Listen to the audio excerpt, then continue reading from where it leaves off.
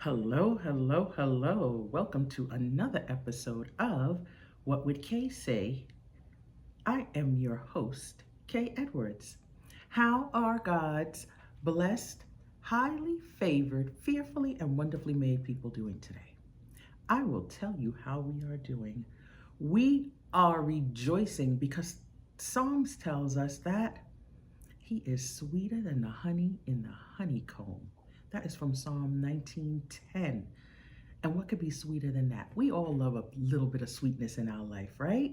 At least I know I do. Anyway, I'd like to say thank you for joining me on another episode where we seek to hear the voice of the Lord. And if you want to follow me or hear any of my other shows, you can find them on all podcast platforms. I'm also on YouTube, LinkedIn, Instagram, Facebook, Kenya Z. Edwards. And if you're hearing this on a replay, just know that you are hearing it at the right time for you. So let's jump right into our show for today. And of course, I want to start off with a question. You know, when I start off with a question, it's going to be some juicy information, right? My question today to you is, have you ever done everything right? I mean, you followed all the good advice, you were operating on pure intentions, and yet you still feel like you hit a brick wall? Maybe it was a business you were going to open up and start. It could have been a ministry or a community project that you poured your heart into, but you watched the door slam shut. Or maybe it was something in your family where, you thought you were going to be blessed in a certain way, only to find out, no, that wasn't for you. And when this happens to us, can I tell you that as humans, our first default setting is to panic, right? We automatically think, well, what did I do wrong? Like, where did I miss God in this? I thought God was here with me. And am I being punished? Like, did I do something that I wasn't aware of? Like, tell me, Lord, what's going on? Today, I want to introduce you to the concept of, now let me put it this way. It's going to completely change your mind about barriers. Let me put this to you. It is entirely possible to be completely aligned with God's immediate moral will, yet hit a sovereign wall because your assignment season has ended. And now today, I want to start a brand new series, and we're going to follow this for the course of 6 weeks. And it's going to talk about the sovereign wall becoming an instrument of divine transition. Now, over the course of these 6 weeks, we're going to look at 5 infamous characters from the Bible. Of course, I'm always going to keep it real, take it back to the original book. And we're going to see how God made historical shifts within these characters' lives. We're going to look at King David. We're going to look at Moses. We're going to look at Elijah. We're going to look at John the Baptist. And we're going to look at Naomi. Now, they were all faithful, heavy-hitting people, right? When you hear those names, you could automatically zoom right into what they were known for.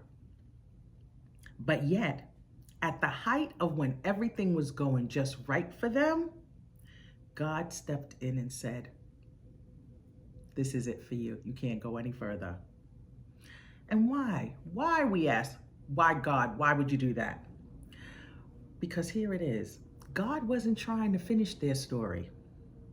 He was shifting what the story was. He was setting off a handoff. Let's put it that way. Yes, a handoff, not a handout. He was shifting to a handoff because he was matching a new season a new territory for the new leader. He was setting up a new strategy for a new generation.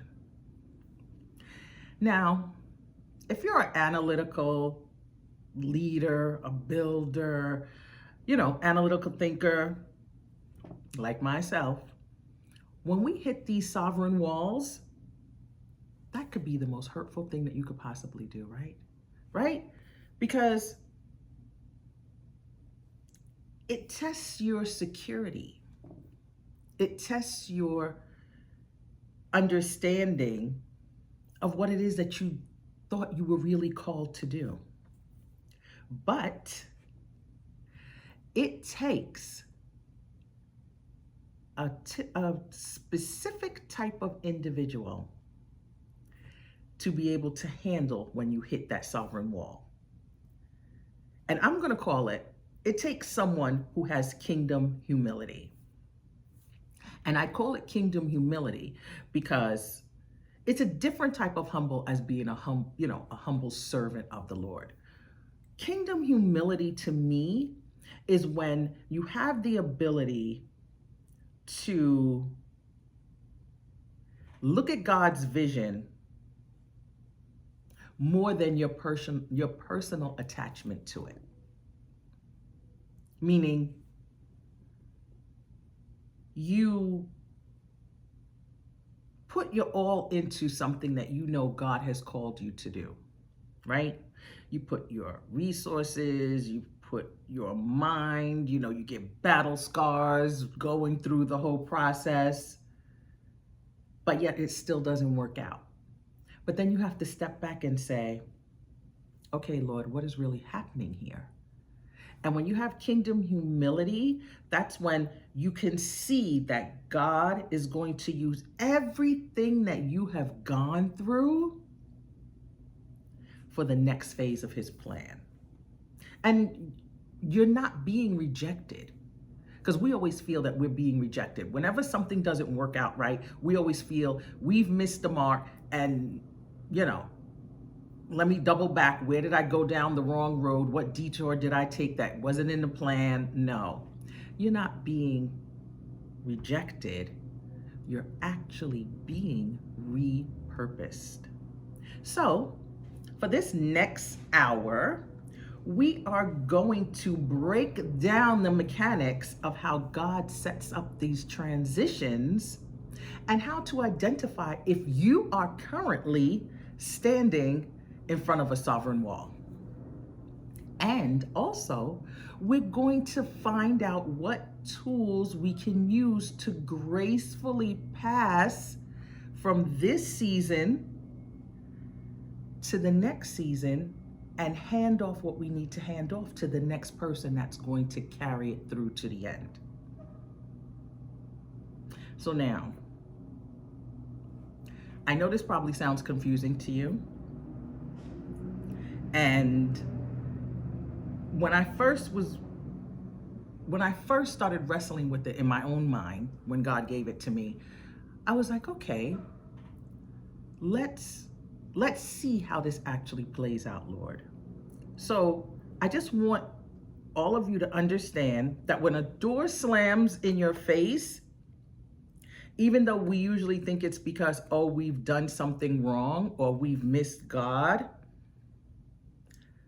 I just want you to know that it's probably God switching up what he needs to be done in the entire plan. Because remember, I've mentioned in other shows, I always say, if everyone plays their part, then the job can be completed. But you have to remember, God sees everything in totality. We only see what we have to deal with. We only see what impacts our lives.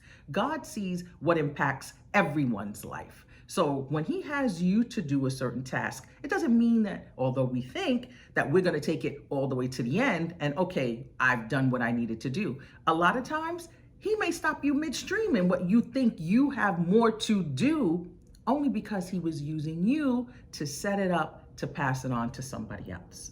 So we're going to learn today and throughout the other shows that we're going to do, we're going to learn the difference between God's command and God's design. Okay? So now we're going to start with operating in God's command. Now this is where you're doing all the right things, making all the right moves, you're studying your word, you're doing exactly what you heard the Lord tell you to do, you're following his steps, he's leading you down your path, you're on your journey, you're flowing, right, in his grace and mercy. And let me tell you somebody who also thought that they were flowing in his grace and mercy. We're going to start today's show talking about King David. Now, King David was doing everything that he thought the Lord wanted him to do. Now, here we're going to look at King David walking in his palace as he normally does, because he used to like to take those strolls through his palace, look out over his balcony. We know how much he loved looking out over his balcony, right?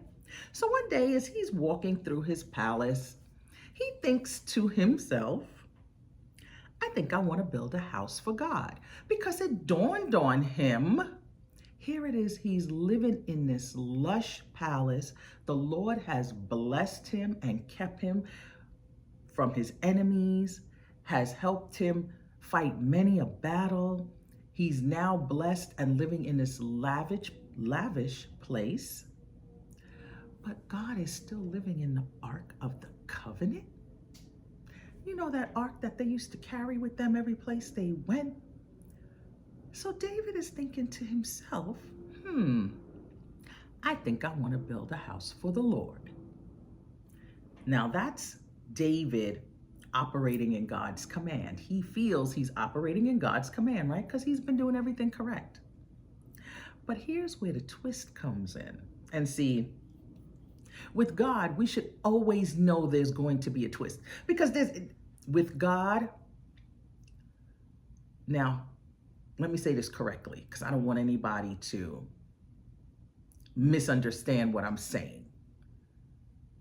When God says what he says and when he does what he does, it is straightforward. There are no twists and turns and, he was trying to sneak one over on me. No, God is straightforward when he gives his word and what he wants to be done.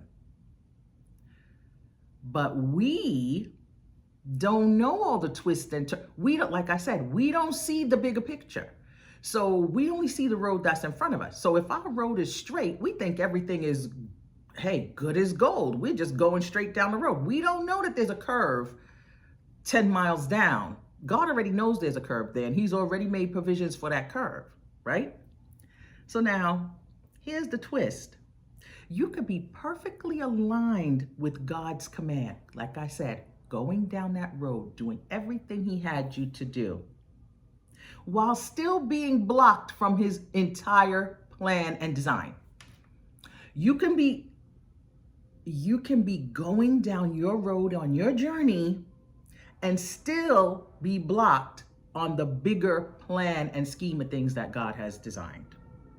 Because God's design is his sovereign blueprint, right? Things are done on his timeline. Things are done with his strategy.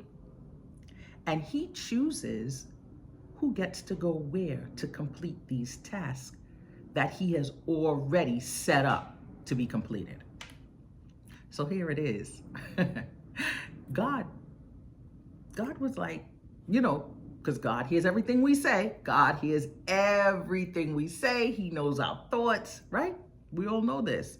So God heard David as he was walking through his palace saying, how is it that, I'm living in this lush place and God is still living in the Ark of the Covenant? I'm going to build him a house. God says word to Nathan, and we all remember Nathan because Nathan is the one that he was the prophet at the time, talking to David about all his indiscretions and everything else. So God hears what David says, and sends word to Nathan, listen, this is what I want you to go back and tell my son. Now, I'm paraphrasing everything that I'm saying here, but you can read this for yourself in 2 Samuel, the 7th chapter. Read 2 Samuel, the 7th chapter.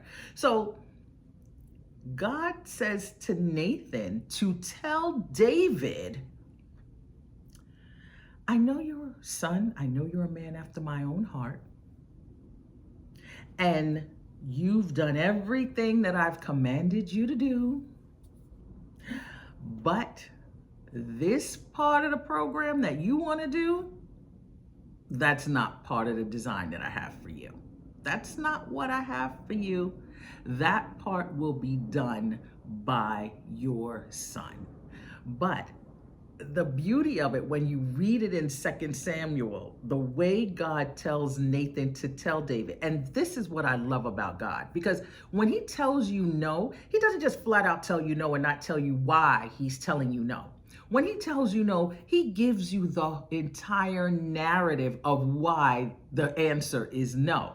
And here's what I want you to hear. And this is what you need to also listen to or listen for in your own life. Because sometimes we just think God says no. And we're like, well, how could he say no? And he had me doing this. And trust me, if you go back and listen, he has broken down the no to you when it's no. In 2 Samuel chapter 7, when David made that comment and God heard him say, I want to build you a house, God immediately went to Nathan and said, I've done all these things. I've saved him from his enemies. I've protected him. I've blessed him. He now lives in this great palace. And now he thinks about building me a house? In other words, it's like God was saying, I've been living in that ark since the beginning. I took the people out of Egypt. We went through the wilderness. I put them in the promised land. God broke down the whole scenario of how David got to where he was, even to where Samuel anointed him as king, all that. And then God's like, and now you're thinking about building a house for me? No, thank you. I'm going to have somebody else build this house because your hands are full of blood. Because remember, David was a warrior. David, listen, they were singing a song about David before, that's what got Saul all upset, because the women in the town were singing David's praises for the longest. So we all know David was a mighty warrior. But God said, David, yes, you are a man after my own heart, because that's what has always been said about David. But God didn't want David to build that house for him because David's hands did have blood on it. But God did say for Nathan to tell David, the heir that comes from your house will be the one to build the temple for me. And we all know that heir was Solomon, because Solomon was born to David, right? So I just want you to take this as a little takeaway for yourself. If you're frustrated or feeling like, I really put my all into everything, and your heart is all elated about something that you want to do, but it seems like you're being blocked, hear me clearly. A closed door doesn't mean that God is angry. It does not mean that God is angry. It means sometimes that God is blocking you from completing a task that you aren't equipped to complete. Now, we all think that when God gives us a calling, we can do it all. In the beginning, we shy away, like, I can't. But then we go back to the scriptures. I can do all things through Christ. So yes, if he gave me this, I can do it. I'm going to complete it. I'm the one for the job. But sometimes, just sometimes, you might just be the one to start up the job. to start up the program, to start up the marketing scheme for that business, you know? So we know that God equips us to do what he calls us to do. And when that door feels like it's shut and we can't get through it, that means that our season might be coming to an end and it's time for us to pass it on to the next person that God has in his design to complete the task. Because, like I said, God chose David from the beginning. He chose him to be the king because he said that he had a heart for him, right? But God also knew that David was a warrior. And he also knew that David was the type of man that needed to be in a battle situation. He needed to be conquering something. David was not equipped to be an architect and design a building and to look at blueprints and start telling people how to put this nail here and that nail. That's not what David was built for. And God knew that. So God sent word to Nathan to tell David, thanks, but no thanks. I already have the person that's going to build my house. But David was the one that was going to get all the materials, have all the money to prepare Solomon to pass off the deed to his son. So you see, God gives us boundaries as a protection for us. Because if David would have went and tried to build that house, it would have been a disaster. Because, you know, he was still fighting wars even when he was in the palace. And think of the story of David. Go past this. Think about what David had to deal with his other children. We all know the story of Absalom, right? If you read through the whole story of David's entire life, we know that there was no way with everything that David had to deal with later on that he was going to be able to complete that temple and do it in a way that would really honor God. And God knew that as well. God knew that Absalom was going to show out. Of course he knew it. He saw it coming. But David didn't know it. David wasn't paying attention like that because David was doing his David things. So when God has you doing all the things, right? I just want you to keep this in mind. When he has you doing all the things, everything that he's told you to do it to the utmost. Do it like you're doing it for the Lord. But when you come to a wall, when you come to a stoppage, just think, maybe this is as far as I'm supposed to take this project. Maybe this is as far as God wants me to take this. He just wants me to now prepare everything for the next person that I might have to pass it off to, right? That's something to think about. So when we come back, we're going to look at how David responded to the boundaries that God had set up through the message that Nathan had given him, right? And this will also help you to understand how you can respond to what may be happening in your life with what God is doing with particular situations going on, right?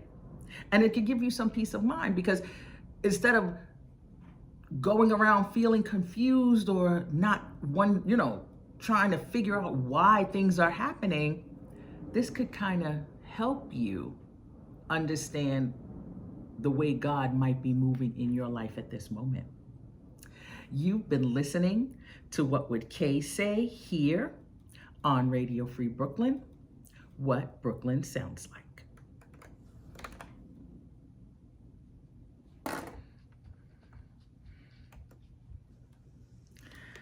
Okay, we are back, and you are listening to What Would Kay Say here on Radio Free Brooklyn. It is now time for the part of the show that I call Op-Ed. And I want to say that we've been talking about, in the first half of the show, talking about hitting a wall when we feel that we've been doing everything right and doing everything that God has called us to do. But we also realized that when we hit that wall, it was because God was setting up a divine transition for what his ultimate plan is, right? And we call that, when we understand that God has taken us to a certain level, but we can go forward with his ultimate design. We're only there for our part. We understand that as having kingdom humility, right? And it takes a, you know what it does? To me, kingdom humility, it shows you as individuals whether everything that you're doing, you were actually doing it for God's glory, or did a little bit of you creep in there? You know, did a little bit of you slide into there? Like, I'm the one that can do this. I'm the one that can handle this. It keeps you aware, right? It keeps you centered in this whole disciple Christian journey walk that we're doing. And I think it's great that God puts those little stoppers in there to remind us. Because it's like, when you think about when Job went through his issues and his friends was talking to him, and, you know, Job was saying everything that he used to do for God. And, you know, he prayed all the time. He prayed for his children. You know, Job couldn't understand, why were these things happening to me? And his friends was telling him one thing, his wife was telling him another, but then God had to step in and tell them all something. You know, God had his way of letting people know, listen, you don't know what I have designed for the world. You don't know what I have designed for anything. You only know what I give you when I give it to you for you to do. And then that's your choice whether you're going to do it or not. But you don't know what my bigger plans are. So God did the same thing when it came to David. When, like I said, David was walking in the luxury of his palace, looking out over his veranda, taking in the sights as he loved to do, and came up with this miraculous idea. I think I'm going to build a house for God. And God was like, no, thank you, but no thanks. And like I said, if you want to read it, read 2 Samuel chapter 7, right? So now, when we know that God has set up this transition, we know that God is doing this because he's doing this for generations to come. It's not just for, God is not just a moment God. He's a moment God for you in your moment, but God is always progressing, always moving, always has something else that is going to take place. So in the big scheme of things, we know that God is multi-generational, right? So how do we know this to be true? And how do we know that God is actually working in this way? So we're going to look at David, and we're going to see how the spiritual law goes into action, right? So I want you to also look at 1 Chronicles chapter 22. Now, in the chapter of Chronicles, it talks again about David being at his peak of success, you know, how he was conquering all the, the enemies of Israel. He had secured their borders. He was running everything according to the way God wanted it to be, right? But in 1 Chronicles 22 and 8 is also where God tells David, you're not going to be the one to build my temple for me, right? So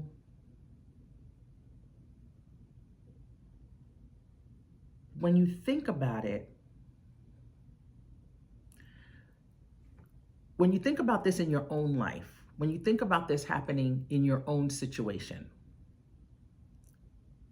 look at what God has prepared you to do. Think about everything that you have been doing. And if you feel you've gotten to that wall where you can't go any further, seek God to find out what's your next move, right? We should seek God to find out what our next move should be. And when we seek Him and He gives us what the next assignment is going to be for us, we then need to ask Him, how is it that we should prepare this to get the next person ready? Because David, like I said, David was in the middle, he was at the height. David couldn't have got any higher at this point when he was in that palace as being king, because everything was just going his way. But God had him, because Solomon wasn't born yet. See, that's the thing. God will come and tell you what your next moves are going to be.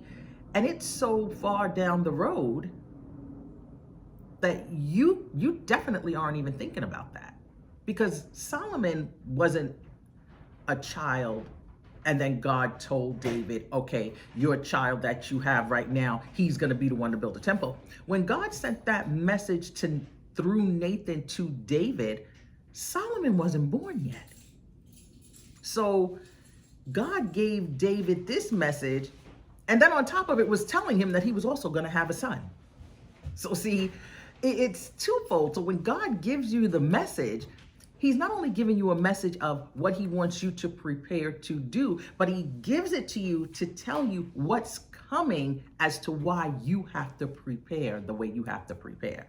So David had to, his assignment after Nathan gave him that message from God, his assignment was to, like I said, gather all the materials, the gold, the timber, still continue to fight the battles because there were still enemies out there trying to get rid of Israel. But he had to set everything up in winning those battles and amassing all that treasure. He had to set everything up for his son so that his son could have the victory in building God's temple. Because Solomon would never have been able to do it had David not had continued to fight those armies to keep Israel safe, to gather all the spoils so that Solomon can then go and do what God had him to do. So if we sum it all up, right? If we just take everything and sum it all up, the battlefield shift was from David to Solomon. And we see that when I say read 1 Chronicles 22. Here's the concept that God put out. God separates the seasons, right? For David, He separated the season of warfare and then worship for David, right? When we look at just King David, God separated the season of warfare to worship, right? David's passion was to build the temple for God, to put the Ark of the Covenant in, to make a permanent place for God to live. But God's boundary came up to David and was like, no, because you've killed many men, you have too much blood on your hands, David. You can't do this for me. So here it is. This is where the transition is being set up by God. God uses David to secure the borders, to defeat the enemies, to gather all the spoils so that he could finance the temple that he wasn't going to build, but in the transition, his son was going to build. So God used David to conquer the territory and then had Solomon to build a temple and maintain it. So think about this in your own life. Just think about, because I've now broken it down to you for you to view it in a different way. Think about things that might be going on with you right now or might have happened before that you could say, oh, wow, now I do see where God was preparing me to get this ready for the next step that was going to take place, but did not necessarily include you, right? And I want you to think about, are you sitting at a junction right now where you might be walking through a transition that's about to take place? You might be at the beginning of knowing that something is going to come. God is telling you, this is what I want you to prepare, because this is where I see all of this going. But in order for it to get to that point, I need you to do this first. I need you to set this up first so that the transition can be smooth enough so that my design can continue and my thoughts and my ways can continue through multiple generations. So that's what I want you to think about. As we go through the various characters, we're going to look at their lives and we're going to see just how God had them doing what they needed to do. But then we see the shift. We see the shift in the transition of where they had to pass. Like, okay, let's take it like this. Like, I always have to put an analogy to it. We're running this race. As Paul always said, we're running this race, but it's a relay. It's a relay race, right? But it's not a relay race that, we got to go so fast to get to the end. It's a relay because we're passing a baton. And I know you've often heard about passing the baton, and that's exactly what we're doing. We're running our leg of the race. But ultimately, we're going to pass that baton to someone else so that they can continue running the race. And that's what we're going to look at when we look at the other characters from the Bible. Today, we started with King David. Our next character that we're going to look at is going to be Moses. And we're going to see how God set him up for that transition, that handoff that he needed to do for the next generation. And that ends op-ed. I see that my time is growing short, and we are in the month of July. And our word for this month is going to be Shema. And Shema means to hear. And the reason why I picked Shema for this word of the month is because with everything that we're going to be learning about the various characters and how God sets up the transition that he needs to take place to carry on his design, I want us to be mindful of hearing God's voice.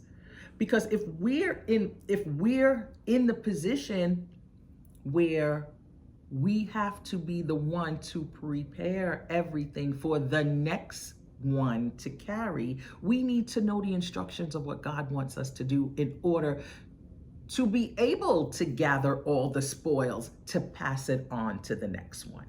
We have to hear his voice. We have to be able to listen for his voice to follow his instructions on everything that we have to do. And also, we need to hear if we're the ones that are being prepared to take the baton. Because trust me, as God is preparing the one to give the baton, he's also preparing the one to take the baton. Because just think about this. Solomon had not been born yet. So Solomon had no idea he was going to be the one to build the temple. But is that really true? Because if God told Jeremiah, I knew you before I placed you in your mother's wombs, I already had predestined what you were going to do for me, then it would also be true for Solomon. It would also be true that God has already predestined what Solomon is going to do without Solomon being born, knowing that he's going to be the one to do it. So on both sides, there's a hearing. And of course, after Solomon was born and when his father started talking to him, when he heard it, it resonated with him, because when he became king, the first thing he asked for was wisdom of how to rule the people. But we won't get into that because that's a whole nother story. But I'm just using that to show you, listen, God is in every aspect of everything, even in things that we can't see coming yet. He is there preparing a way, preparing the ones that's to come so that they're ready to take that baton and keep going with it. So that's our word of the month, Shema.